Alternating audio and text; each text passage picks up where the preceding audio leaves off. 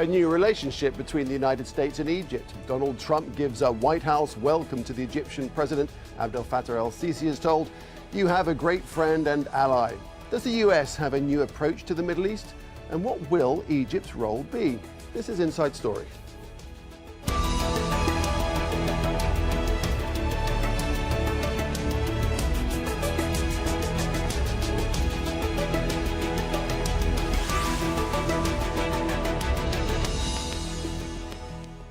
Hello and welcome to the program. I'm Nick Clark. Abdel Fattah el-Sisi is the first Egyptian president to visit Washington in almost 8 years. It's a shift in US policy. The Obama administration had a tense relationship with Sisi after the ousting of President Mohamed Morsi in 2013. President Donald Trump welcomed him to the White House on Monday. Issues ranging from military aid to fighting so-called terrorism were discussed. Protesters outside condemned what they call gross human rights abuses in Egypt. The presidents praised each other to reporters. President el-Sisi has been somebody that's been very close to me from the first time I met him. I just want to let everybody know, in case there was any doubt, that we are very much behind President el-Sisi. He's done a fantastic job in a very difficult situation. Since we met last September, I've had a deep appreciation and admiration of your unique personality, especially as you are standing very strong in the counter-terrorism field. All right, now let's bring in our guests. I'm pleased to say from Washington, D.C., we have Michelle Dunn, who is Director of the Middle East Program at the Carnegie Endowment for International Peace. In New York, Dalia Fahmy, Assistant Professor of Political Science at Long Island University and a member of the Egyptian Rule of Law Association.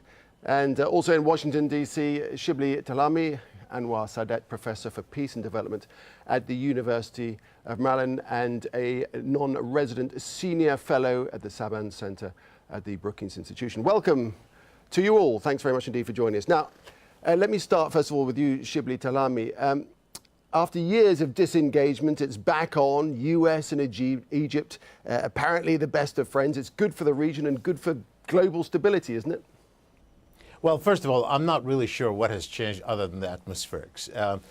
Some of what we saw yesterday, of course, is not surprising at all, in the sense that Mr. Trump has said he was going to support President Sisi and Egypt and see them as a cornerstone of his fight on ISIS and Islamic militancy, and wasn't going to pay much attention to what happens internally in Egypt and elsewhere in the Arab world. And it's no secret that President Sisi saw in Trump as a potential ally. So none of this is really surprising. The atmospherics are great. They praise each other. Everyone in the world has learned that if you want to score with Mr. Trump, just praise him as much as you could. So that looks good. The question is, has anything profoundly changed? That's really the question. Okay, well, and we'll we don't know yet. Okay, we'll get into that in just a second. Let me just bring in our other guest. Dalia Fahmy, do you think this is anything more than a kind of symbolic validation of Sisi, a good optic, as it were? Well, optics do matter, not just for international relations, but also for domestic politics, both in the United States and especially inside of Egypt. What we saw that, this is the first Egyptian leader to come to the United States since President Mubarak. There had been a concerted effort, whether it translated into policy or not, that we were not going to engage with repressive leaders, especially post-Arab Spring.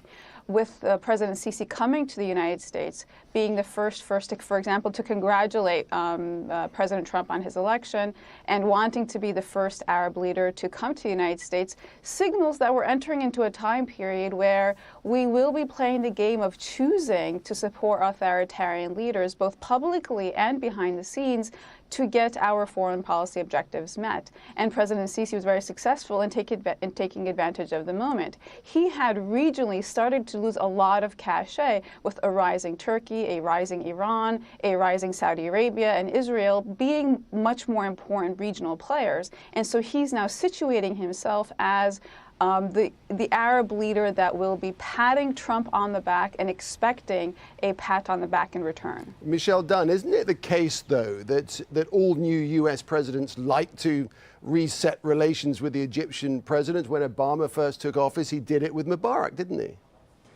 Yes, that's absolutely right. And not only with Egypt, right? We've seen presidents pushing reset buttons with Russia and other countries. But it's true that President Obama thought that his predecessor, George W. Bush, had been too tough on Mubarak, specifically on things related to human rights. And Obama reset the relationship with Mubarak back on a more traditional, realpolitik, national security footing. So we see Trump now doing that with Sisi. Of course, there is a difference in the sense that the situation inside of Egypt now is more extreme than it was under Mubarak. The human rights abuses are unprecedented that are going on in Egypt now since 2013 up to the present. The political repression, also the very bad economic situation and the military domination of the economy. So all of these things were problems under Mubarak when Obama came into office and sort of discarded Bush's freedom agenda. But they're even more extreme now with Trump and with Sisi in office in Egypt. Yeah, you mentioned human rights, and Dalia, given that human rights are such an important issue in Egypt, and given that that Trump made no mention of them whatsoever, do we assume that this issue was completely ignored? There was some talk by officials that all this was pushed to a conversation behind the scenes. So currently today there are between 50 and 60,000 political prisoners. There are 23 journalists being held in Egypt according to the Committee to Protect Journalists. There have been military tribunals for civilians. There's been a clamping down on journalists. There have been 17 people who were just sentenced before Sisi came to the United States for a 2015 protest. And there are 7 Americans currently being held in Egyptian jails, not for criminal behavior, but for protest actions or for heading NGOs or for trying to help out the poor. And so it's not so much what was said yesterday as much as what was not said. And even if there was going to be a push behind the scenes for human rights, which it's not clear that did happen, when President Trump says Sisi is doing, and I quote, a fantastic job, we agree on many things, this transactional lens doesn't necessarily signal that we're taking human rights abuses very seriously. Isn't it just a tragic fact of modern diplomacy, Dalia, that state interest always will trump issues of human rights and so forth? Well, that is true, because we have continued to see that the national interest is very much separate than human interest, which is highly problematic. And I'll remind you, words do matter. I know that Trump is running on a platform of I'm just being more honest with what reality is, but aspirational language matters. When we think about the Declaration of Independence, for example, in the United States saying that all men are created equal, well, we know today that there is structural racism. Having aspirational goals is very important. Having democracy promotion be the agenda is very important, because you're also playing a signaling game with the Arab street or with Egyptians on the ground. And when you continue to say that we do no longer care about your democratic aspirations, we do not care about the conditions or the situation that led you to the streets during the Arab Spring or the outcome of the Arab Spring, what you are signaling is that democracy is not necessarily for all. And if the U.S. is going to stand for its democratic values and ideals, the language has to be taken seriously. Shibli, on to you, Shibli Talhami in Washington, D.C. You posed the thought a little bit earlier. The question is, has anything changed? Do you think it has? Yeah, well, first of all, on human rights, obviously this is not a good time for human rights in America or around the world. And frankly, when you look at Trump, I mean, this is a guy who obviously isn't paying much attention to the nature of our human rights, and in some cases, the Constitution itself. Obviously, he's not going to pay much attention to human rights and democracy around the world, and he said that already. So that is unfortunate, but it's not surprising given who he is. I mean, obviously, the opposition to him by many people, in fact, maybe now the majority of the American people, the disapproval of him is clearly broader than just a relationship with Egypt. But I would say here on this particular issue specifically, I'm not really sure. I think both sides may end up being disappointed for different reasons. I'm not sure what the photo op will do for Sisi practically, because frankly, people thought that Trump would be much stronger today than he is in reality. His disapproval rating is so high that embracing him may actually backfire. Certainly he doesn't have the same standing in Arab and Muslim countries, including in Egypt. people are mixed on him. Here in America, we see what the numbers are. So the embrace may not actually be good. So the question is, what would it do in practice? I mean, we saw the Obama administration, yes, didn't invite Sisi, but clearly continued its military and intelligence cooperation because they see Egypt as important. They don't want Egypt to fall apart. This President Trump is not offering a lot more money because he's anti-American aid, and so the military may get a little bit more than it wanted. But it's really not clear whether, in fact, Trump is going to use Sisi to put pressure on the Palestinians to make a deal that he thinks he can deliver. That's really the question. That's what we should be talking about, because all the other stuff, I think we have no control over. All right, Shibli, thanks very much indeed. Hold on there, all of you, if you would, just for a moment. I just want to sort of look back at the history of this relationship, because despite some differences in foreign policy, the US has long seen Egypt as a friend. Their strategic partnership started back in 1979 when Egyptian President Anwar al-Sadat signed the Camp David treaty with Israel. Egypt has received billions of dollars in military and economic aid every year since. Their relationship stayed strong throughout President Hosni Mubarak's 30-year rule until 2011, and it survived the overthrow of Mubarak and the election of President Mohamed Morsi. When Army Commander Abdel Fattah el-Sisi helped depose Morsi, then replace him as president, the relationship with the United States worsened. The Obama administration temporarily cut aid, in fact, and never invited, as we've discussed, Sisi to the White House. It's a very different story now. Michelle, if I can come to you, Michelle Dunn in Washington, D.C. Both sides, Shibli just mentioned the fact that his view was that both sides may end up being disappointed with how things turn out. What are your thoughts? I think Shibli's right about that. For President Sisi, President Sisi, frankly, has really chased Trump. I think he really he tried to be, the first person to call Trump to congratulate him. I think he actually tried to attend the inauguration. I mean, in other words, he really has pursued Trump avidly. And there is this question as to what is going to happen with U.S. military and economic assistance to Egypt. And the signals on that are quite interesting. In the first budget that the Trump administration put out, Egypt's military assistance would have been converted to a loan rather than a grant, and its economic assistance cut altogether. Now, that's just the opening in a long negotiation between the White House and Congress over the budget.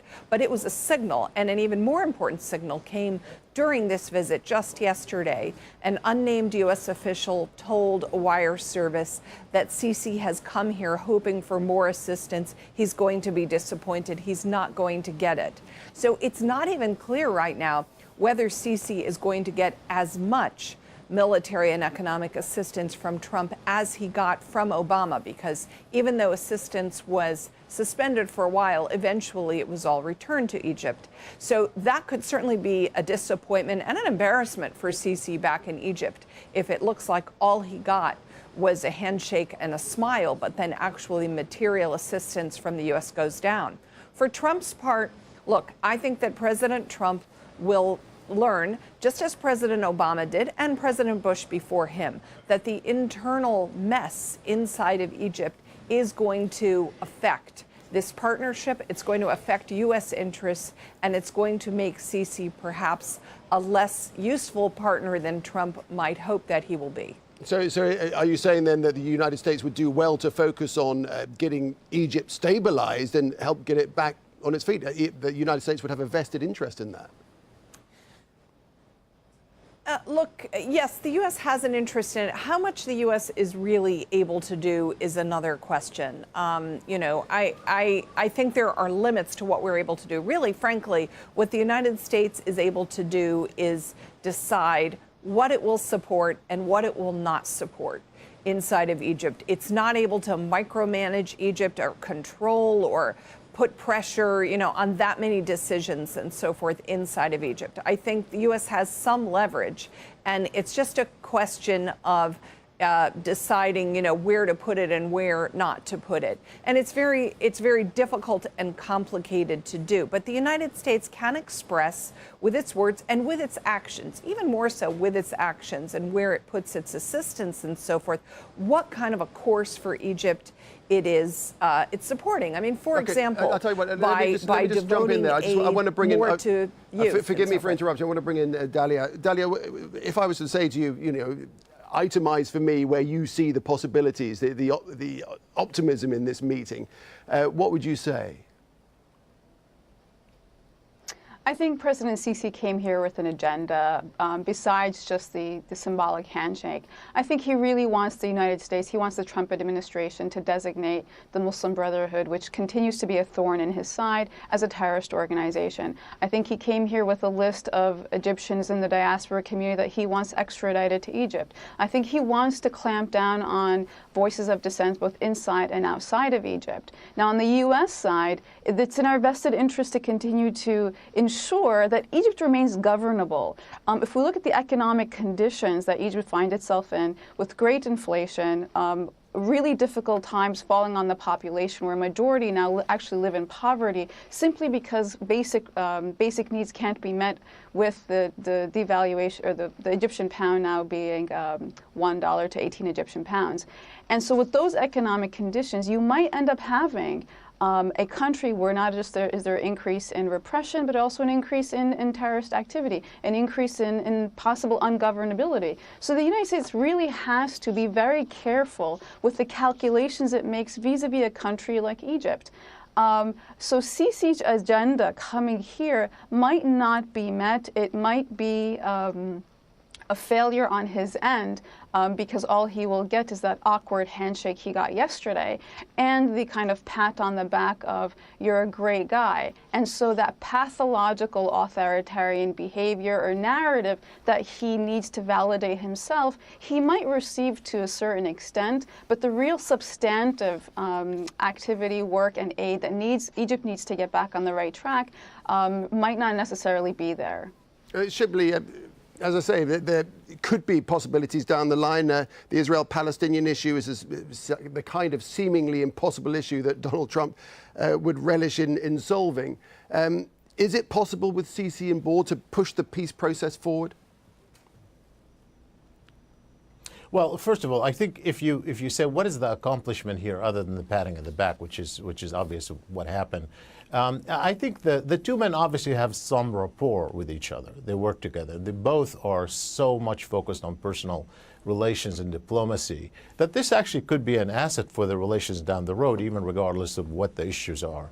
I mean, don't underestimate that, particularly with presidents who rely heavily on personal diplomacy, as this one does. So some things may come out of it. But if you look at it objectively, like on the Israel-Palestine front, to go directly to your question, I think it's, the reality of it is there's nothing in this administration so far, in terms of what the president has said, what he has done, the people he's appointed, that indicates that he's prepared to ask the Israelis to compromise at a level even half of what Obama was asking, which wasn't enough anyway. So the question is how they see this relationship with the Arab rulers, particularly, not just with Egypt, but with the Gulf states, particularly, where he has close relations with the United Arab Emirates and with Saudi Arabia, and also perhaps with Jordan, with King Abdullah of Jordan. The question is whether this administration sees the bilateral relationship as so important, in the sense that what Sisi wants is something for Egypt, what the Saudis want is something for Saudi Arabia, perhaps related to Iran, what the UAE wants is something particular to its relations with the U.S., that they may be prepared to, in essence, put pressure on the Palestinians just to get what they want. That's kind of what I see coming out of this administration. And everybody will be disappointed because, frankly, no one can deliver those kind of compromises. And I think we're in for a rocky period ahead. Michelle, the region, of course, as we all know, is rife with fundamental issues. It is in the United States' interests to have Egypt on board to help try and solve some of those things. You go from the Israel-Palestine issue to ISIL, to Yemen, to Syria. Can you see in any of those arenas any room where there may be progress made because of this apparent new relationship? Well, look, I take what Shibli says that if Trump and Assisi have a good personal relationship, that might be of some utility. But I think that the approach that Egypt is taking to a lot of these regional issues is very fraught.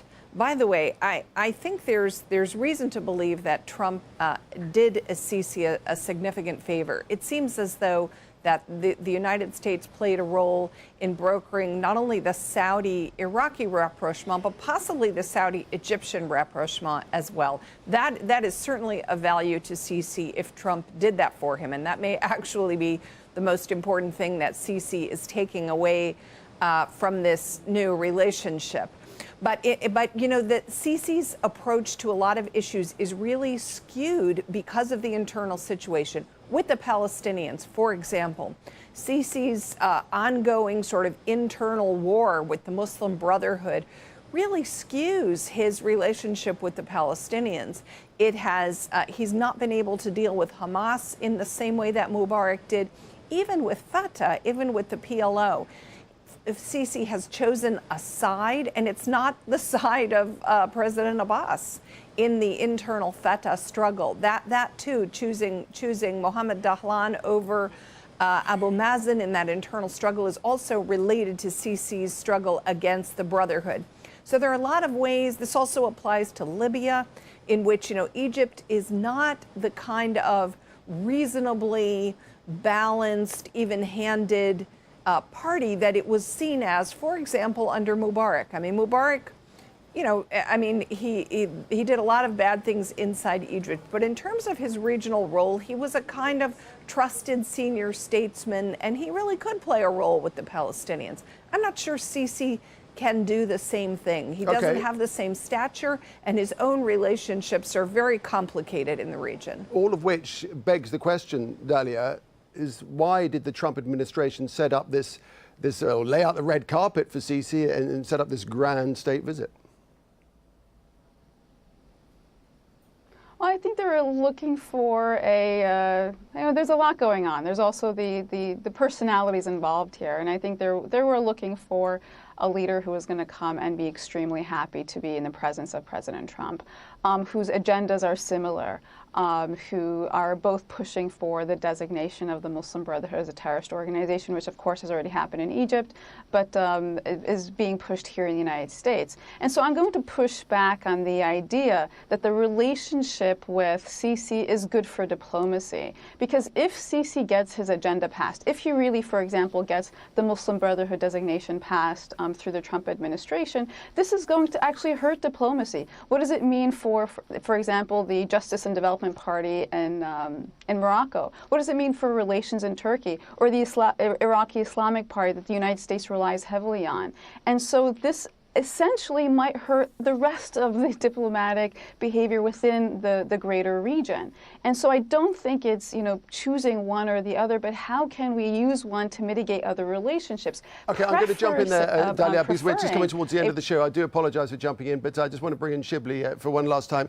This idea of the Muslim Brotherhood being designated as a terrorist organization, which is something that President Sisi wants, he didn't get it this time round. Could you see the point at which that Donald Trump might accede to that request and denounce them as a terrorist organization? Well, let's not try to predict Donald Trump, because none of us can, and so of course it could happen. But realistically, the reason why it hasn't happened so far is not because Obama just wasn't ready to do it personally.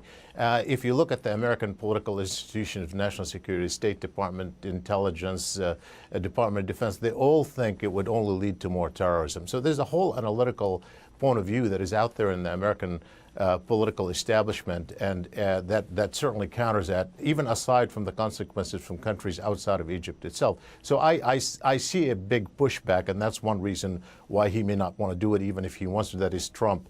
But I want to say one more thing. Let's not underestimate the fact that there is some overlap in strategic thinking between Sisi and Trump.